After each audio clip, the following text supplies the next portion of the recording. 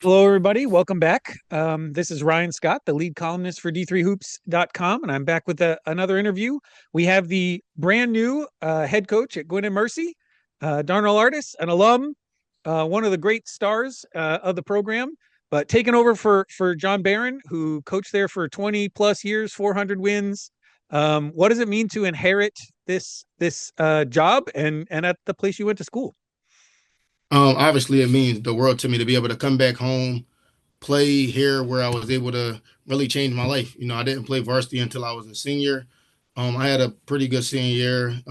We had an underwhelming senior year, but I was proud of the way me and my team played, especially towards the end of the year. And I kind of carried that momentum into my college career. And I didn't really know what basketball held for me. I know I loved the game. I was going to be able to get an education playing and still get a chance to play. And it kind of just took off from there. Obviously, I got a lot better as I continued to get older and work even as hard as I could ever imagine year after year after year. So it means a lot to be back home. Coach Barron has done a lot for me in my life. From I was 18 years old to 31 years old, and I still talk to him every day because I'm learning how to be a college head coach. So the same way I learned, to be a tremendous player, the way he would put it, I'm gonna hopefully learn how to be a tremendous coach as well. Yeah, it's jumping into the deep end. People may say, I know that name from somewhere. Somebody might have seen you play. Speedy might be the other way that you are Yeah, known. You've been a Globetrotter for 10 years. yeah. So coming into this, we'll get into that a little bit later, but coming into this, not having been an assistant coach someplace, like this is a steep learning curve to come into this. How are you adjusting to being a college Um, coach now? I think that's the cool thing about perception is like, people kind of see a certain way from the outside. Like from the outside, it'll look like I just traveled the world for the last 9 years nonstop every day. But when in reality, when I was a younger player, I actually didn't really spend that much time on the road. And I actually spent more time here. So I was actually here for a year and a half as Coach Barron's assistant. I had some big moments as an assistant here. I can always remember we needed a big basket against Susquehanna when they were ranked, I don't know, 21 in the country. And he asked me for a play that he seen me draw a few times in practice and it worked. And he asked me for that play in that moment. I remember our championship win, making a big stance against the rest of the coaching staff for advocating for one of our seniors that, hadn't been shooting it well. But I told him he hit the two biggest threes of the game. And then he went out there and he did. And I knew if we took him out, he probably wouldn't have had that moment. So, I've had some big assistant coach moments here when I first started. And I was the assistant at West Catholic Prep, during the pandemic when we couldn't travel for about 2 years. And, we won two state championships in 3 years and, have an opportunity to spearhead recruiting there, being Coach Boak, who is now the head coach of the City Reapers at OTE, being his, the cold to his hot and, always, breaking down film, putting together game plans, really being that, second head to a two-headed monster. So, I feel like I have a nice wealth of, assistant coaching experience. And obviously coming back to the college game and being in the big chair, as I call it, is, extremely different. Definitely something I don't take lightly. And I don't just look at it like, yeah, I'm just going to be able to be successful at it. But I know the type of worker I am. I know the type of support system I have. So, it's not something that I'm worried about. God didn't place me here for no reason. And in this area, I'm in Delaware, so I'm not far away. Yeah. Gwynedd Mercy is a pretty well-known name. Of course, Yeah. across the D3 landscape, somebody might be saying, "Man, where have I heard that before?" One of the places you might have heard it, we're going to give a little history lesson. I don't know how much you talked to your players about, but way back in 2016, team won the conference, drove across Pennsylvania out to Marietta, Ohio, faced a 25-win Marietta team out there in the Ban Johnson Arena, one of the toughest places to play in all of Division Three, Yeah. down 9 with under 4 minutes to go, and ended up pulling out a huge upset win in the first round thanks to the man we have right here, point guard leading that team. It's got to be one of the highlights. What are your memories of that moment, senior year, being able to Man, get a win like that? I got chills right now when you bring it up. I get a little teary eyed when I think about it as well. Obviously, that was the time of my life. I just was in the cafeteria with my team, and somebody did something funny in the caf, and everybody looked, and it was like I was like, man, college is crazy, and I told them it's the best time of your life. I've been to 43 countries, all 48 states, and this was the best time of my life. And that Marietta weekend is indescribable. I can remember it like it was yesterday. and I don't want to, take up too much time of it, but that was probably my greatest game of my college career. Not only the environment, but I mean, as a player, 27 points, 10 rebounds, 7 assists, no turnovers. Guarded their their second best player. Their best player was their big guy, but guarded their best guard for most of the game, and it was an insane environment for a Division III environment. I mean, you just said it. I remember the selection show. Like it was yesterday, and it's not like the Division I selection show where they dive into it, but basically it was Marietta versus Gwynedd Mercy, and Marietta is going to look to advance basically, and Marietta is going to advance is basically how it was saying it was going to be just like not that much of a challenge, but and I know it's just the way the game kind of looks, and I know we're from a small conference over here, we're not like the perennial NCAA tournament team, but going up there, seeing that Marietta is like their Villanova in that town, I'm never going to forget going to Walmart on that Thursday night or whatever the night before our game was, and everybody's so excited and saying hello, and then we go and we ruin their Friday night. I mean, you could hear a pin drop when we made that final layup. And the next day before our game against Oswego, we went to the same stores and there was no real greetings, no greetings or hellos. So, that was really special night for us, a special night for our seniors and Coach Barron. We had a tough year that year, emotionally with Coach Barron and his family, and not to dive too deeply into that, but that's a special year, and that was a special night for us. Yeah, and it's the one store in Marietta that you had to And keep we, going and, to. yeah, yeah, Just the one store that. and we were the cover of D3 Hoops. I'm never gonna forget it. Oh Mercy, Marietta bounced. I'm never gonna forget it. And we talk about that one because you were a part of that one, but obviously, Yeah, I mean, Coach Barron's had a lot of success at Gwynedd Mercy. I think 6 times in the tournament, through to the yeah. Sweet 16 one time. This is a legacy that you're picking up here, right? This isn't just coming into a program to win some games. Like there's an expectation for what you guys are going to be able to do. Coming off a 21 win season, but I noticed the top 5 scorers not on the roster right now. You got a bunch of graduates. What are we expecting coming into this year? What guys do you got? What's the plan?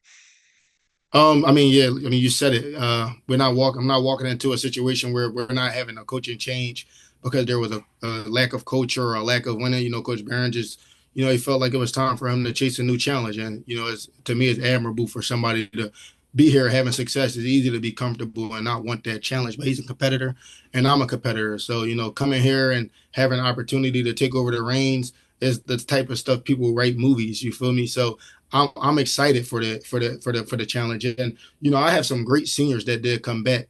Some guys, they lost the top 5 scorers, but we still have DJ Johnson, who was the rookie of the year in our conference and played a ton of minutes last year. Jalen Sneed, who went to the Philadelphia Catholic League Championship in high school. He knows how to win. He knows how to lead. And, he's going to, do what he can this year. He played a ton last year. Some games you might have watched and felt like he was one of their best players, So he's had moments. We have Dylan Harris, who was a Bloomsburg transfer. He's a grad student, can really shoot it, can really score it. And we got a good group of, transfers coming in with Deshaun Lewis, who's a 6'5", 6'6" point forward type of player. Bruce Smith played at Newman Ready, won the PCL championship, so knows how to play different types of roles to win. I could go on and on. Our team is loaded with talent. MJ Brinker Jr. played when I coached at West Catholic.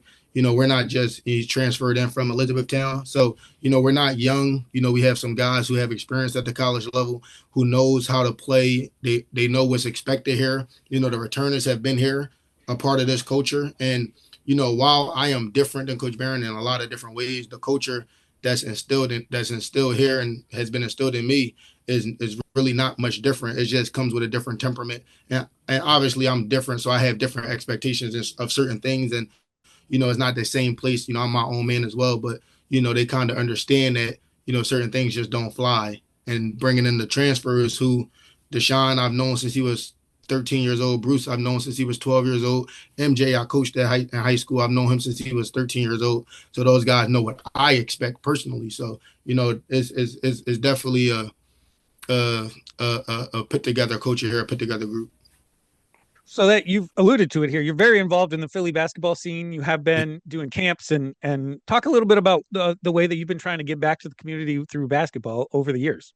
Yeah, I mean, I always say that basketball is really just, what I've been able to use to fulfill my true purpose that God has placed me on this earth to do, which is, ultimately connect, motivate, and inspire. I connect with, people that are older than me, kind of in my community to help them understand that, people do care about our community and we wrap our arms around each other and pull each other closer, then we can motivate each other, people my age to kind of help out and be around and be involved. And then that's how we're going to inspire the next. So, I've been really involved in that. We run a summer league in East Germantown called Lonnie Young Summer League. Well, Underdogs Basketball Summer Sports League, also known as Lonnie Young Summer League because it's at Lonnie Young. And they call it the best arena in the world. It's in a small park in East Germantown, which is the seventh most dangerous zip code in all of Philly.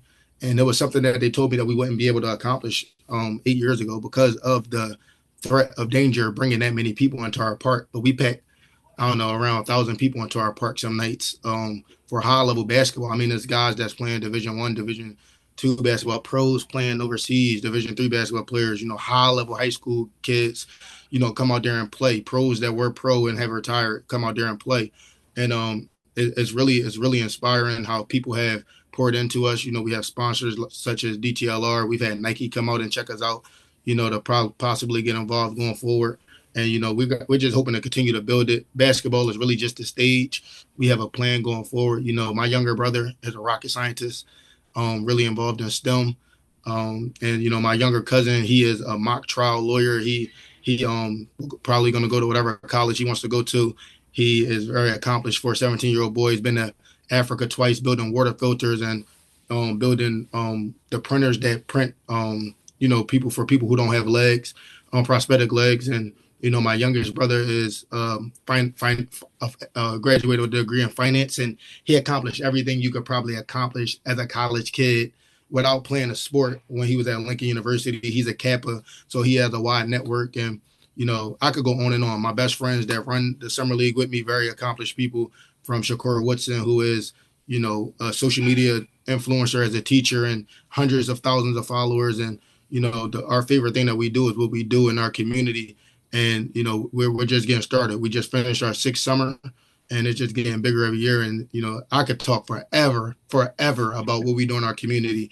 It's really like inspiring. I'm inspired every day by it. I wake up every day to fulfill my purpose. Yeah, and I had read that about you. Obviously, we haven't talked before this, I don't think, maybe 10 years ago at some point, but I've been thinking about, we've been trying to track one of the underlying issues in Division III is we've had a real trouble having our, let's say, diversity of coaches match the diversity of players across the division, right? There are not as many African-American coaches as there are players. And we've seen in the last 2 years, I think something like 2,000 career wins retire as our African-American coaches. And I'm just thinking about what that means for you to come into a position of authority like this, to continue to use basketball as a way to develop communities and to represent. I'm not gonna lie. The first thing I asked you was we going to use this video as this interview video. I want you to pump this everywhere. You feel me? For young Black boys all over the world, all over the country.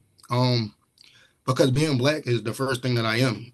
Being a son, being an older brother, and it's very important for me, for young boys, especially from the background I'm from, to see and understand that you can go all over the world. You can become whatever you want to become.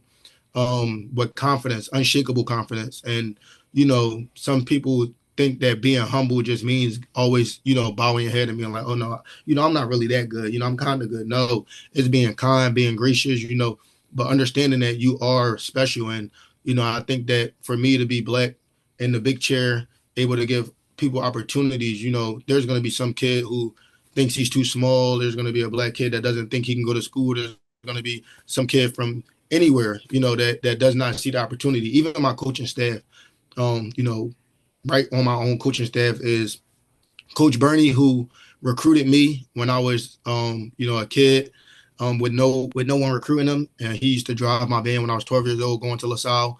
And he was the first person I called. He always told me I would be a coach one day. Kevin Burwell is from my neighborhood. He was like the first person I got to see up close and personal, like, take basketball serious and go to college and, be able to become a pro. And, and then I took that, watching that, and I did the same. And then I put the young kids from around my neighborhood under my wing when I was only just still a baby myself. I mean, 18 years old, I was driving around in my truck with, 7, 13-year-olds, taking them all over the city to play basketball. And, those guys were able to have great high school careers and college career. They, almost all of them got college degrees. And, one of them was just on my staff until just Monday. He left to go play overseas in Bosnia. So just, and Jameer Williams is somebody I could talk about for days and days and days. He helped me grow as a person, as a mentor. And he's the example of, why I wake up every day and, do what I do. They always used to tell me growing up, you can't save everybody. You can't save everybody. But I always feel like if I can save one person, if we can inspire one kid, if we can make one, black boy from the hood that doesn't see a lot of positivity believe in himself, and we're going to do what we're doing every single day. And, I'm glad you asked that question because that means a lot to me. It means a lot to me that you and the Division III hoops community care about that topic. And, I do hope to see more, African-American coaches and young men and older men as well getting the opportunity to show what they're made of on the sideline. Yeah, and your connections with the Philly community, obviously there's a lot of drive to get those D1 scholarships and go pro and all of that, but there's a Yeah. ton of Division III schools all in the area. What's the perception, the reputation of the kids that you work with? Are you able to help them understand how the opportunities that D3 allows and especially close by? I think one of the most important things for that, and when I was growing up, I didn't even know what Division III basketball was. I didn't know what Gwynedd Mercy was when I even was getting recruited, and that was only 13 years ago or 14 years ago.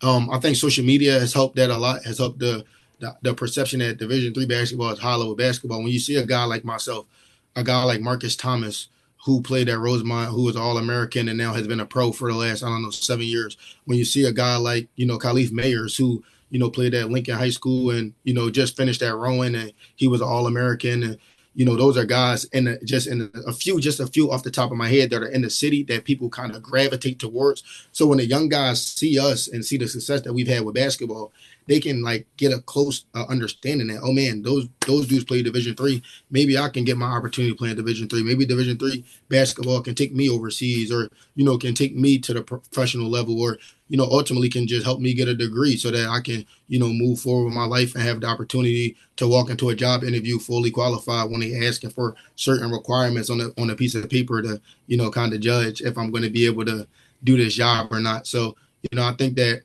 more kids are understanding it. I think that the more people have been able to, talk about it on social media, how the recruiting landscape has just changed. It's just so much different than it was. In 2014, you might look at a kid and he's a bona fide Division II player 100%. But today, with the way recruiting is, with Division Is recruiting from Division Is and Division IIs recruiting from Division Is and then Division IIs and then JUCOs, is like the high school kids that are, really good, they have to go somewhere. And, Division III has been a good springboard for some guys. It's not like you have to go Division III and stay here forever. We would love to keep you here forever, but we understand the landscape of it as well. What if Duncan Robinson stayed at Division III forever?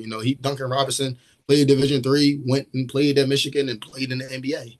You know what I'm saying? So it's just very different these days. I couldn't imagine a transfer portal with Badu.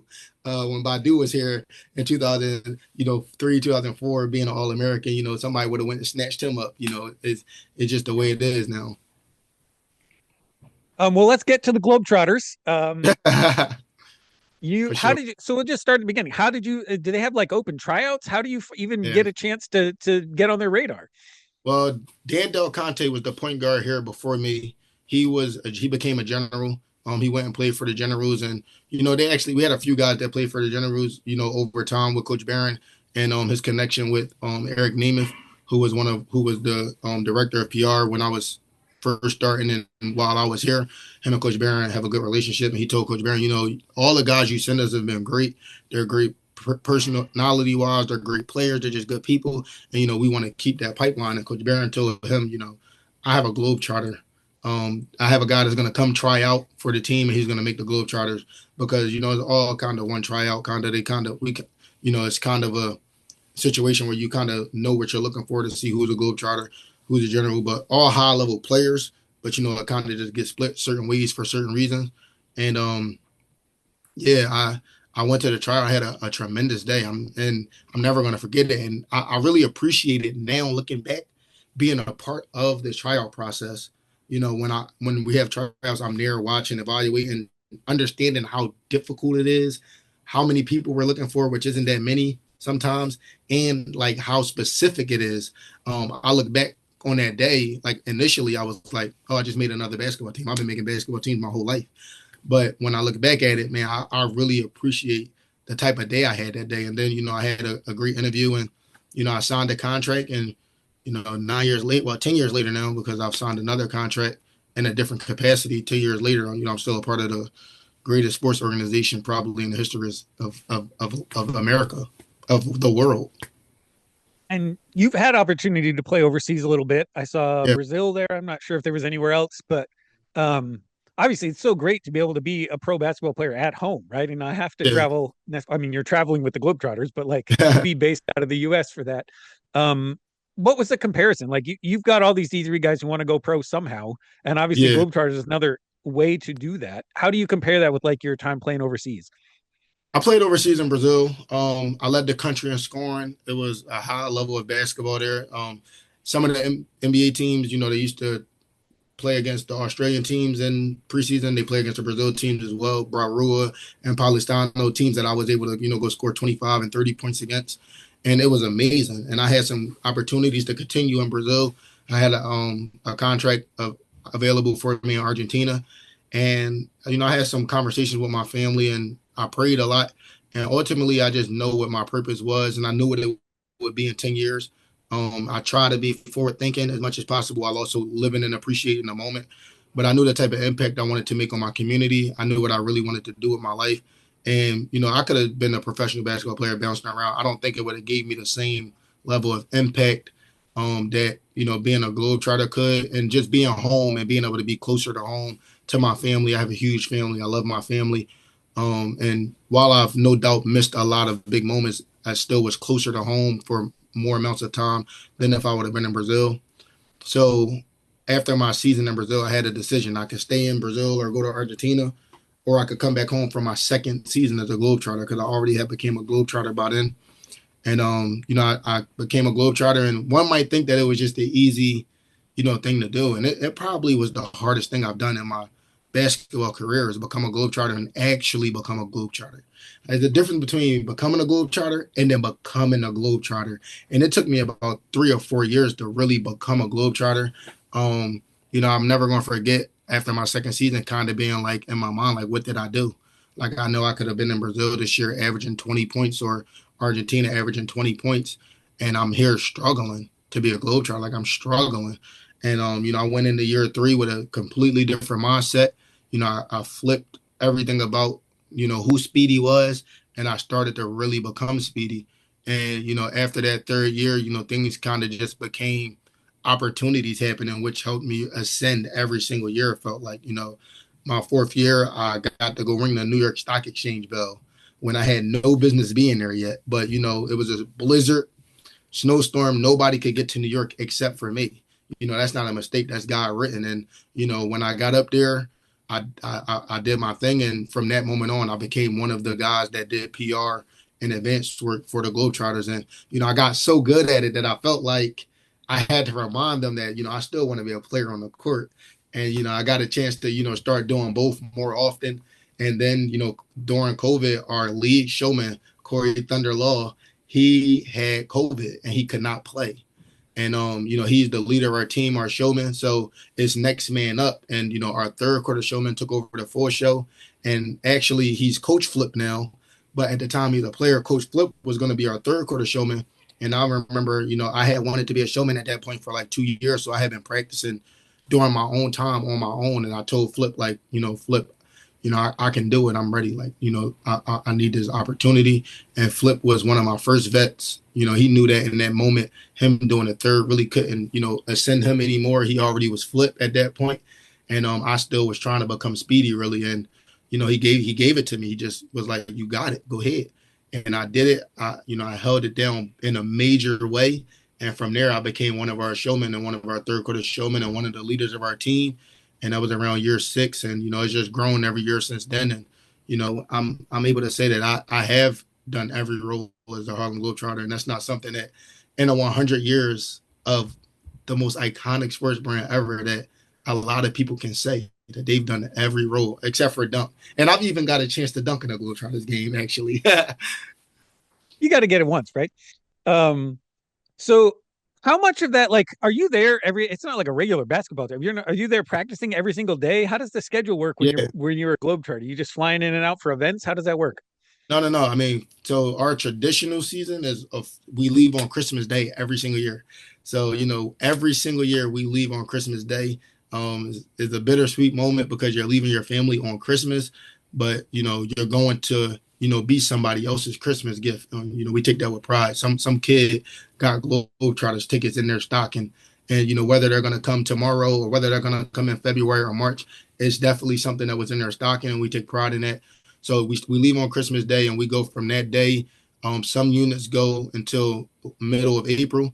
Some go until May, and our international unit usually goes till about June, which I've been on about 3 times. This is it's a really long run, and you also have some tours in the summertime, tours in the fall time. So like for 2022, 2023, and 2024, I think I toured 9 months, 10 months, 9 months. And then, my most recent tour was one of my shortest tours I've had, which was 5 months. So, it's a long, long season, a long journey. And yeah, it's a long season. Every day we go to practice every day. It's never a perfect game. And that's what we aim to be. We aim to be perfect. So we got to practice every day to try to do the best we can to, be perfect. So how much of that time are you working on basketball skills, whether they're trick shots or whatever, and how much is like, I mean, you really got to become a showman, right? Like you got to have your personality worked out and your character. How much of that stuff do you do intentionally, and how much is kind of on the court basketball stuff? I mean, I told you it takes you about 3 or 4 years to become a globetrotter, and we're in the gym working on our game every day. I mean, we're working on making shots. Like you got to make shots. You got to be a shot maker. You got to make the right passes. Your passes need to be crisp. They need to be on time. Your skills got to be sharp. So we're in there working on that every day, and just every day you're working on your showmanship. When you're talking to a lady at the coffee shop, being around Thunder every single day would make anybody a better showman. Being around Moose would make anybody a better showman and a globetrotter because who they are on the court is an extension of who they are in real life. And I started to take some of that. I'm a laid back guy. I'm really laid back, very reserved. A lot of people like to say when they see me as Speedy, it's like such a shock like that I can even be that verbose and that out there. But it is who I am as well. I mean, I'm very outgoing. I'm just laid back. But being around Sweet Lou and Sweet Lou too, and some of my teammates that are just big time personalities all the time, you kind of see what it takes to be a showman and to be a globetrotter, and it's something that I've been able to really learn from I can name a bunch of people, whether it's Scooter, just with his kindness to people. Scooter's so kind to everybody, and just who he is, and it extends to his globetrotterness, and handles the way he can talk to anybody. I think handles can make anybody do anything. Like I really feel like handles could sell anything to anybody, but he's not doing it intentionally. That's just who he is. He's a smooth talker, and he's a showman, and he controls the energy of the room and the environment. And I've taken little pieces of things from each and every one of my vets that I've been around, and even some of the younger globetrotters that have come up behind me, like like Wham, for example, who just loves this inside and out. And he came in maybe a year or two after me, but he really made me turn up my love for this. Like like if you don't get sharper, like somebody gonna come in behind you and like leapfrog you, and that's not like overly competitive. That's just the nature of sports. You said you signed another contract. I see you're still listed as an active Globetrotter on the Yeah, website. yeah. What does that mean now that you're coaching? Like, obviously, you're having less time to be able to do that. Yeah. I mean, the organization is amazing. It's the best organization in the world. Obviously, they know you can't play basketball and be a globetrotter forever, and they want you to be forward thinking. They want you to understand setting yourself up for success after the basketball stops bouncing. And when I called them about the opportunity to be the head coach at my alma mater, which they know means the world to me, they watched me. They let me leave tour to come get inducted into the Hall of Fame, so they know how big of a deal I have been able to, make myself here. And, when I got the call, they were super excited for me. I was actually probably more like, I don't know, than them because I was going into my 10th year and getting that 10th year. of anything is just special. And, as it got closer and closer to my 10th year, that's all I was laser focused on it. And not to mention that it's the 100th year of the Harlem Yeah. Globetrotters. So it's just something that I really wanted to be a part of. And, they assured me like we'll find a way to make sure I'm a part of it. And, without putting too much pressure on me. So, they don't call me or anything, I do my work, but, allowing me to still be an ambassador of the team. And I played some games this summer. I was able to play in some games this summer while I was already hired as the coach and an active coach out recruiting and stuff. I recruited for one weekend in Atlantic City, and then the next weekend or the next week I drove to Wildwood and played in some Globetrotters games. It was a very, very interesting, experience. And, to still be a part of the organization, it means the world to me, to have my 10th year and be on that 100th year roster. And, when the season starts and when we finish everything to, kind of see how that looks for us. So I looked, Globetrotters are going to be here in Delaware February 27th, which is conference championship weekend. So I'm assuming you're not going to be playing in that game. I'm not going You're to be hoping to there. be Yeah. AEC conference tournament this year. Yeah. Um, to get back and finish up with the basketball, Yeah. have you had much chance to look at the conference opponents yet? Do you know what you're expecting as we get into conference Yeah. season and who you're competing with to get back to the show?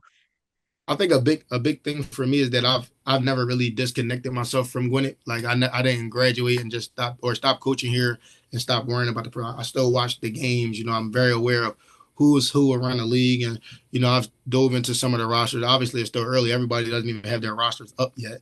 Very strategic move by a lot of smart coaches in our league.